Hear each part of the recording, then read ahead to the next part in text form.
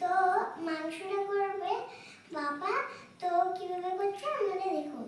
তার জন্য প্রথমে গ্যাসটা ধরিয়ে, আর আমাদের এখানে রুটিটা হয়ে গেছিল আগে। তো এই যে রুটিটা হয়ে গেছে আমাদের। তো আমি গ্যাসটা ধরিয়ে কড়াই চাপিয়ে তেল দিয়ে দিয়েছি।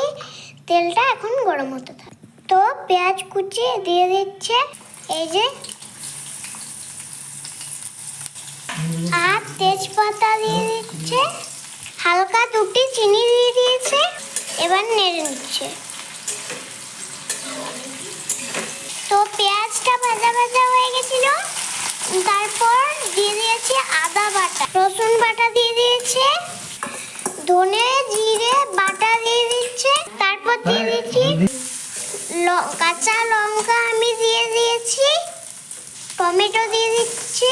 এবার মাংসটা দিয়ে দিচ্ছি, লবণ দিয়ে দিয়েছি, মাংসটা কষিয়ে নিচ্ছে। এই যে দেখুন বন্ধুরা, কত সুন্দর কালারটা এসছে। আমাদের কষা মাংস হয়ে গেছে, এই যে দেখুন। তো এবার আমি টেস্ট করব।